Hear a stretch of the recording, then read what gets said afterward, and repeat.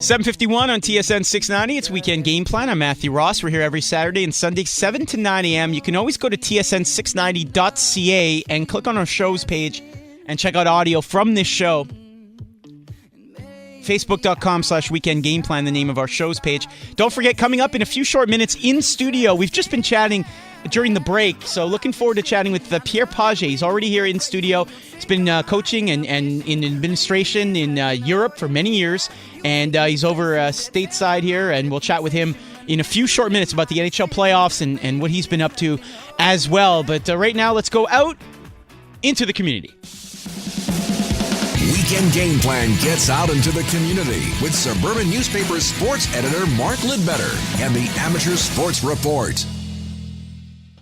Hey, Mark, how you doing? Excellent. Busy day ahead.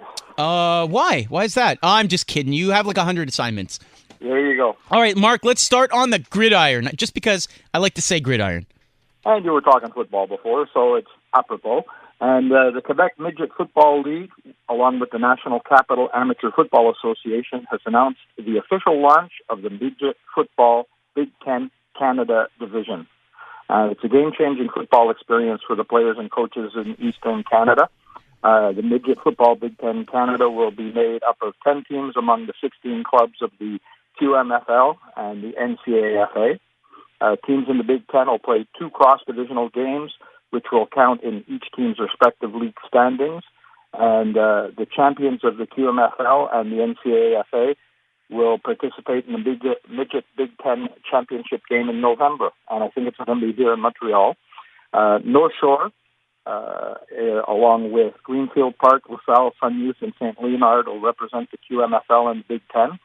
And the balance of the QMFL squad, St. Laurent, St. Lazare, Chateauguay, and Sherbrooke will play in the Wilbert-Scott division of the QMFL.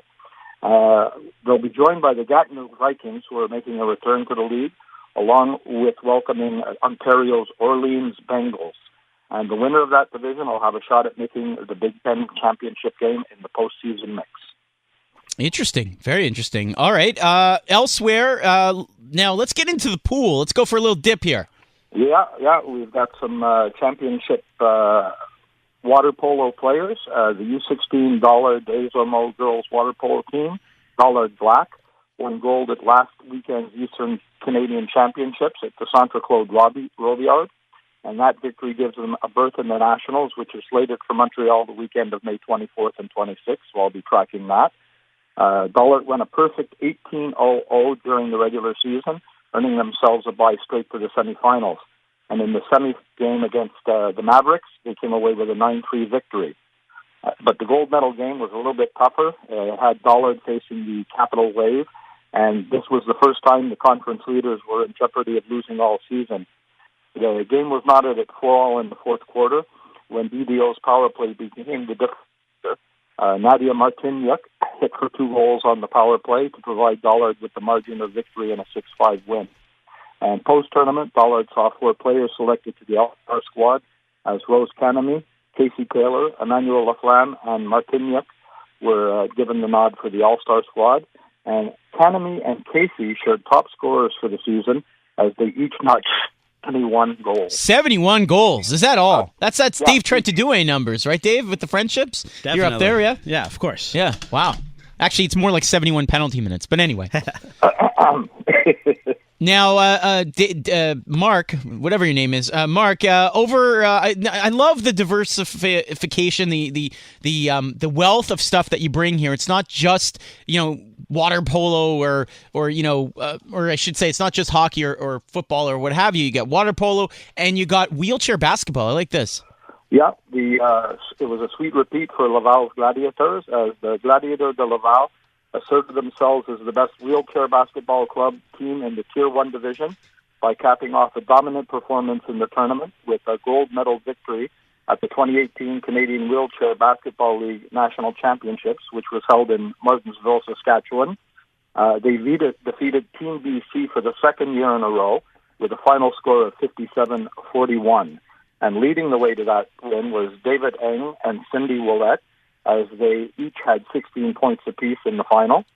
Laval concluded the tournament with a flawless 6-0 record. Wow. And Eng was selected as the tournament's MVP, while Ouellette was nominated to the tournament All-Star team. Very nice. I love that story. That's a great story, Mark. Where are you today? What are you covering today? Well, I'm going to be heading over to an outdoor 3-on-3 basketball tournament for boys and girls being hosted by the City of Beaconsfield and the West Island Lakers in the U12, U14, and U16 categories. Mm-hmm. I'll be dropping by an all-star mini basketball tournament down at the Cartierville YMCA.